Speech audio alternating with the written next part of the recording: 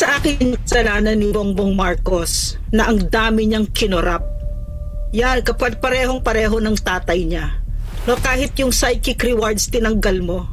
Yun na lang yung hinihingi mo. Hinihingi mo na lang yung pangalan mo malinis. Kahit yun ninakaw niya dahil magnanakaw siya. Itong pagkakamatay ni Yusek Cabral, ano, na di umano ay nalaglag sa bangin. At ngayon, pinagdidiskusyonan ng mga kababayan natin Pilipino, hindi lang sa Pilipinas, kundi sa iba't ibang panig ng mundo, kung paano namatay. At ngayon, medyo malabo pa.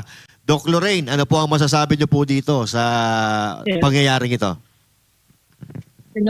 Master Judea Apa. at saka brothers, no?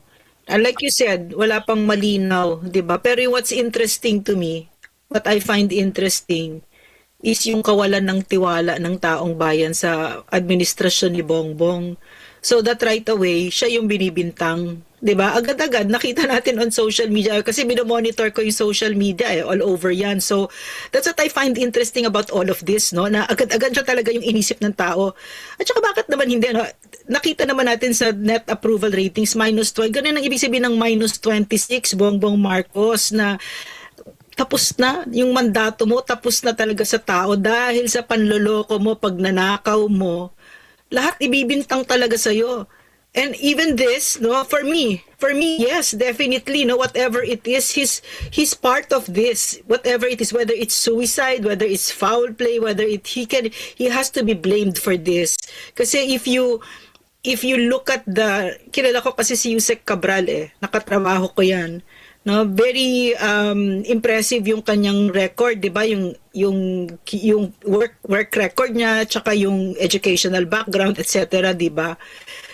Naaalala ko kasi si PRRD nung sinabi niya sa amin nung na-appoint niya kami, sinabi niya there will be no financial rewards, sabi niya, but there will be psychic rewards.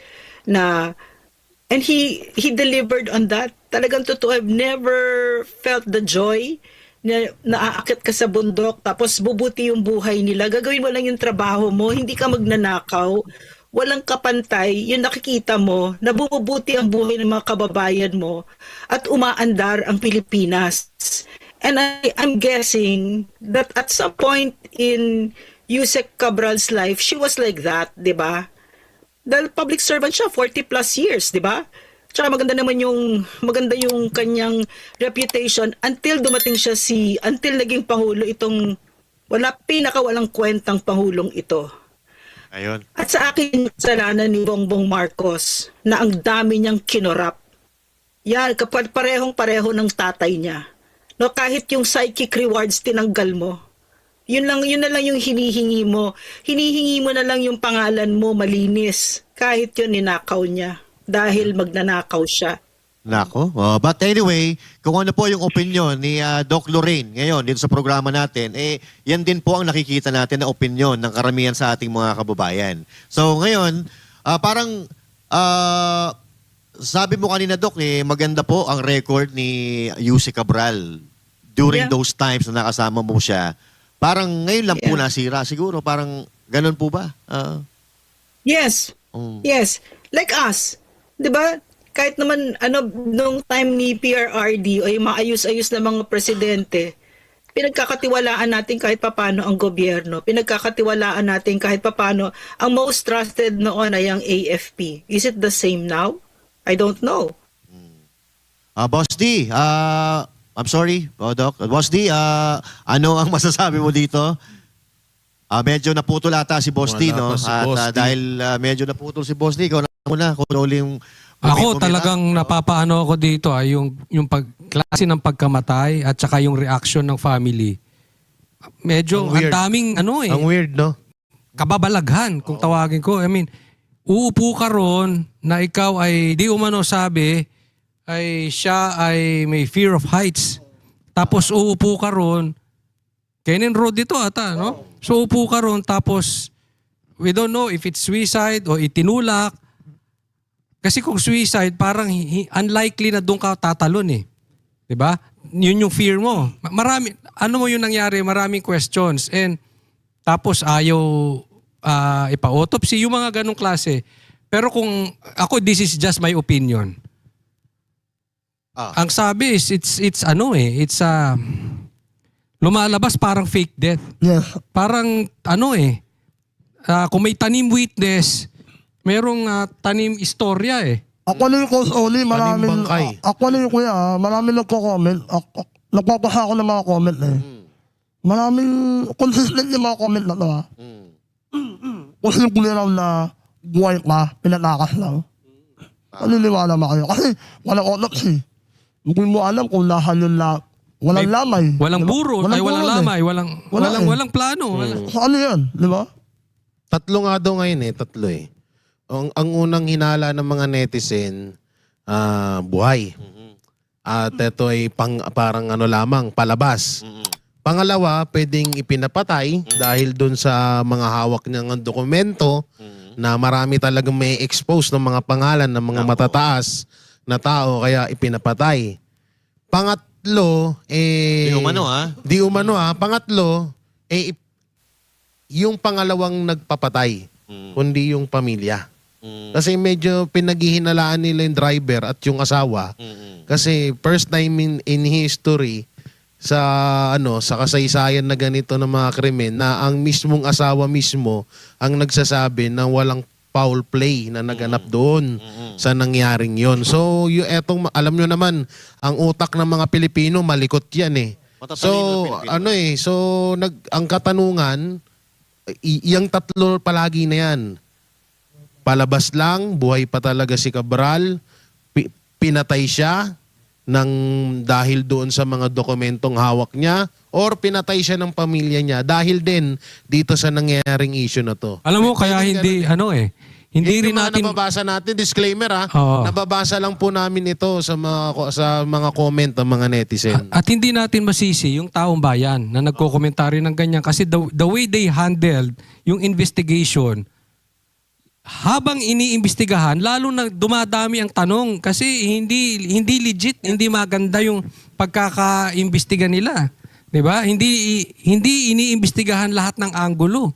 Actually, Yung kay Gutesa ayaw imbestigahan. Oo. Yung kay Saldico ayaw imbestigahan. Tama. Ang parang naiimbestigahan yung laging palayo. Palayo sa mastermind eh. Oo. Yun ang nangyayari. Nakapapansin naman natin na napaka-inconsistent po talaga eh. Lalo na sinasabi ng driver, no? Na nagpunta na po kami dyan kanina, tumambay na po siya kanina dyan, pero pinaalis kami ng mga pulis. Tapos pinaalis na pala sila ng mga pulis, bumalik pa sila doon. Tapos kung ikaw yung driver, alam mo na may pinagdadaanan yung amo mo na gano'n, iiwan mo mag-isa?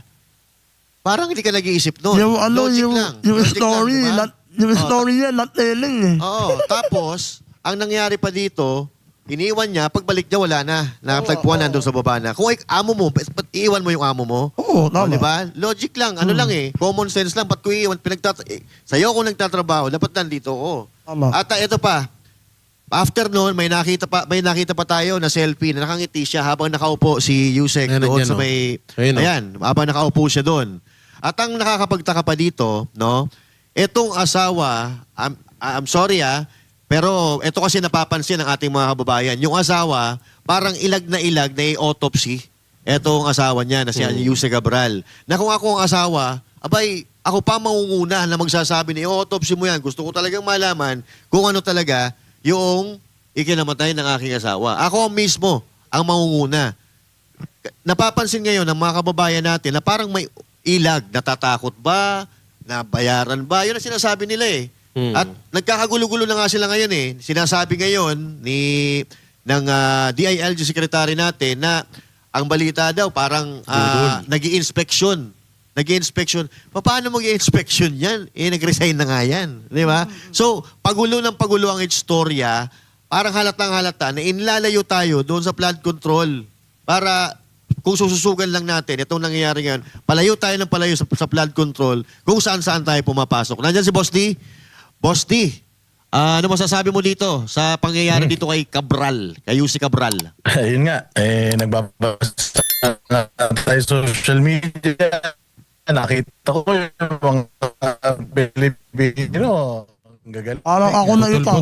Putol-putol yung mahina yung signal ni Boss D. Parang ako na ikaw, Boss D. Oo. Medyo mahina yung signal mo, Boss D. Siguro balikan natin maya-maya. Pero Doc? dito, Sa ano na to? Ano niya ba si Doc Lorraine? O, andito ako. Ayun, pala si Doc. Doc, baka may idadagdag pa po kayo doon sa mga Oo. narinig nyo yung mga sinabi namin, baka mayroong baka yung gustong idagdag, Doc.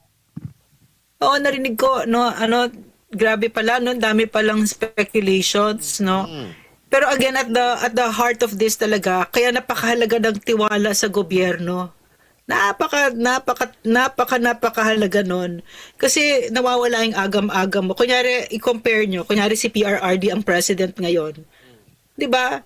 Laking diferensya. Very big difference kasi mawawala yung agam-agam mo. You know that he's on top of the situation. Alam mo na walang cover up. Lalo na hindi kasi pati siya magnanakaw. Yung mga observations ninyo na may pinoprotektahan, di ba? Pinoprotektahan si Bongbong Marcos pag palapit ng palapit sa Malacanang ay inilalayo talaga, di ba? Na nakakawala ng tiwala sa taong bayan yun. I don't think they understand kasi itong mga nakikita nating nakaupo diyan, mga second, third generation na mga trapo. No, hindi nila pinaghirapan yung mga posisyon nila, mana lang sa mga magulang. So hindi nila alam yung pinaka-basic, 'di ba? Yung mga basic things about politics na politics is addition. Kaya si Bongbong Marcos ang daming kaaway, unnecessary enemies, yung mga kaibigan pa niya, yung mga nagmahal sa kanya at talagang nagsuporta. Politics is addition, basic 'yon, 'di ba? Ano pang number 2? Tiwala. Tiwala is gold. Tiwala ng taong bayan, malaking-malaki. Sinungaling, budol ng budol. So, yung nakikita natin sa offshoot, yung ngayon kay Yusek Cabral, unfortunately, it's an offshoot of how the people view this administration. They cannot trust. -26 is the net approval rating of Bongbong Marcos. Yes. Ay, ibig sabihin nun, talagang walang president ever nagkaganyan, ever naganyang approval rating nung na-depose si Erap +10 yung kanyang approval rating. Si Gloria Arroyo ang pinakamababa +1. -26 kaya itong nangyayari nga kay Yusek Cabral. Why is that? Kasi DPWH, no? And ang perception ng tao, pinagtatakpan itong mastermind ay si Bongbong Marcos. Nako. Oo. So yun. Boss D, okay ka na ba? Okay na signal natin kasi alam ko ito si Boss D, marami Hello, itong hello. sasabihin dito tungkol Yeah. dito. Boss D, okay na ba ang signal natin? Ayan, okay na ba? Yun. Oo. Okay na ba yung signal ko? O yan, maganda na. O maputi ka ngayon ha. Ayun nga, sabi ko, Oo, hindi, kasi nakakaputi talaga pag kaya pala si Doc Lorraine, ang ganda-ganda. Oo, pag nakasimot ka pala na malinis na hangin, walang korupsyon, gumaganda at pumupogi ka. Oo. Pero nabantayan ko yung social media. Tawan-tawa ako kasi yung mga Pilipino talaga adaptable Bigla nagiging mga abogado, nagiging newscaster, bigla nagiging mga investigador. Lahat, bigla sila nagiging mga eksperto. Sabi ko nga, ibang klase talaga ang mga Pilipino ang gagaling. Pero wala ako talagang akong masasabi dun sa way nung pagkamatay niya, kung pinatay siya o isa lang ang bottom line nito na itong si Cabral, sabi ni Doc Lorraine, matino itong tao noon Pero, depende kasi sa leader. Kung ang leader mo matino ka rin. Kung ang leader mo, loko-loko, baliw, sabog, ganun ka rin. Tingnan mo nangyari, si Sec Vince, matino naman yan noon Maayos naman na tao yan noon Tingnan mo, noong pumasok siya dito sa administrasyon na to, ano nangyari sa kanya?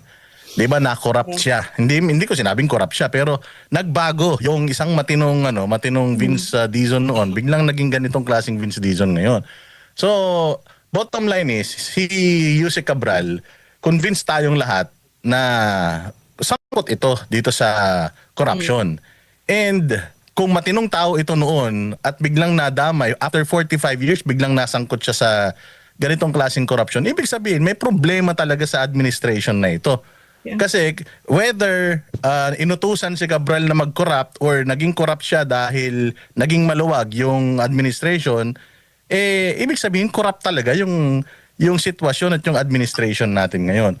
So whether pinatay siya, tinulak siya, nadulas siya, ang natin, magkakasundo tayong lahat pare-parehas na itong si Yusek ay maraming nalalaman tungkol sa corruption. And kailangan talaga managot yung mga mas matataas sa kanya. O, kailangan talaga yun ang habulin natin kasi kawawa eh.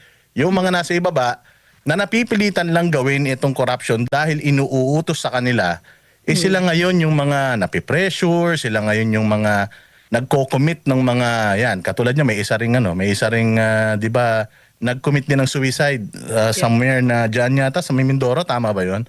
Meron din nag-suicide na taga DPWH. So imagine mo, napupush sila to do this dahil ayaw nilang mabulok sila sa kulungan dahil alam nila mabubulok sila sa kulungan and they end up doing this.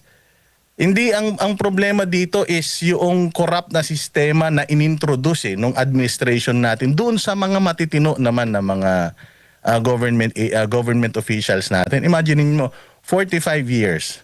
Hindi ako nakarinig na na merong naging kaso ito si Yusek Cabral ng mga previous na mga positions niya. Ngayon lang talaga So the problem talaga is yung administration ngayon and kailangan talaga ng accountability. Kailangan talaga singilin natin yung administrasyon ngayon. Lahat ng mga nakaupo dyan sa gobyerno. Alam nyo, meron akong nakakwentuhan, kailan lang, tagal yung aming pag-uusap. Dati siyang secretary. Hindi ko na lang babanggitin kung kailang administrasyon. Pero nag-quit siya sa gobyerno dahil alam niya palubog yung klase nung leader, hindi talaga madadala. Kaya to follow up yung sinabi ni Boss Dada, hindi talaga madadala yung buong gobyerno sa kabutihan. Babagsak sila Ito yung nakikita natin ngayon na maraming nai-stress ngayon na malapit doon sa mataas. Di umano na talaga namumroblema, stress, depressed. Kasi nalubog sa kumunoy Kahit ano na ang gawin mo ngayon talagang dahil sa sobra ng laki ng baho, sobrang nangangamoy na kahit pagtakpan mo ng pagtakpan, merong lumilitaw. Kaya alam mo, mga kababayan ko, wag kayong magulat dahil marami pang malalaglag sa bangin, marami pang biglang ang punto ko rito, yung medyo kababalaghang mawawala, mamamatay, lilipad. Kasi dahil sa nangyayari ngayon, Coach Oli, malawakan po ito. Tama. Coach Oli, maputol kita. Nangyari kasi yan nung panahon ni Pangulong Duterte Natatandaan nyo nung nag-all-out war si Pangulong Duterte sa peace and order and drugs. Di ba kanya-kanya sila ng linis Di ba?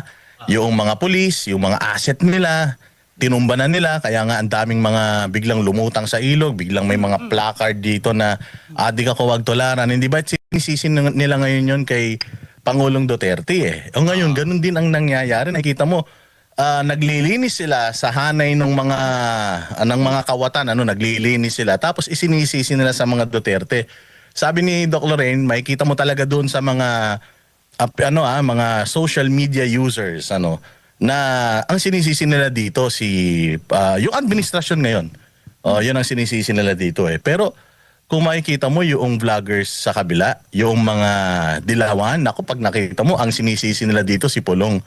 Na parang si Pulong daw, dahil daw nung Quadcom, tinanong yung tungkol doon sa magkano yung budget na ng flood control or ng DPWH sa Davao, sinabi nga na 50 billion. Yun yung ginagamit nila na parang pinalalabas nila itong nangyari kay Cabral connected sa mga Duterte. So yun talaga makikita mo parang kakaiba talaga nakikita natin na meron talagang alam mo yun yung kasabwatan yung Correct. dilaw, yung pula, media. Makikita mo pati yung klase ng investigasyon dito. Parang alam mo yun, hindi natin alam talaga kung saan patungo Can I say Sure, something? sure. Can I say something? Kung ano yung pagkakaiba, pagka ang leader mo ay maayos, So, si PRRD nun, kakain kami. Simpleng pagkain talaga, sobrang simple. Kung ano yung pagkain natin sa bahay, ganon. At tapos sasabihin niya yung ending niya okay naman yan yung piniritong isda, whatever, kasi hindi natin pera yan, pera ng taong bayan. Paulit-ulit yon. Tapos gusto niya nakasarado yung mga ilaw sa Malacanang, walang mag-aircon ng sobra, kasi hindi natin pera yan, pera ng taong bayan. Paulit-ulit yon. So kahit na entitled ako mag-travel ng business class, hindi ako nagbi-business class. Walang nagbi-business class sa amin kasi ang leader namin nag-economy. 'Di ba? Ano ngayon ang pagkakaiba? Itong si Bongbong Marcos, party ng party, may fireworks, 'di ba? At saka yung nag-sign siya ng GAA. At saka, in other words, from the very start, ang naging message ni Bongbong Marcos, hindi tayo nandito para magsilbi. Nandito tayo para magnakaw sa Pilipino. Ilan na ba yung nanakaw ni Bongbong? 'Di ba? Listahan natin yung gold, yung biro mo, PhilHealth. 'Di ba yung contributions, personal contributions natin, PDIC, personal savings, yung kaliit-liit na mga savings natin kahit yun ginalaw niya. At nakikita ng mga nasa gobyerno yon. No, so anong message sa kanila? Ay kanya-kanyang kulimbat pala tayo, tapos addict pa, mahina pa. So maraming mga ambisyosong umaali-aligid na gusto maging president. So kanya-kanyang fiefdom sila, kanya-kanyang kingdom sila, kanya-kanyang galaw, 'di ba? So, lahat sumusunod. Follow the leader talaga. So, wala siyang moral ascendancy. Hindi katulad si PRRD noon. Nakikita namin, naninipa yan ng USEC na, nakita ko siya, nanipa siya ng USEC na for corruption. No? Just pag nalaman niya, corruption, talagang galit na galit siya. So, ibang-iba. Talagang, iba talaga yung leader na may moral ascendancy. Diba? Kilala nyo, diba? Punta kayo sa bahay ni PRRD, bahay ng isang pangulo na hindi nagnakaw sa Pilipino. Yan nga. Ayan. 'Di ba? Ah. Fatal. Ano lang fatal. gusto ko lang linawin mga kababayan na ang opinion ni Doc Lorraine ay Yes. opinion niya. Okay? Akin lang Kanyang yan. opinion niya.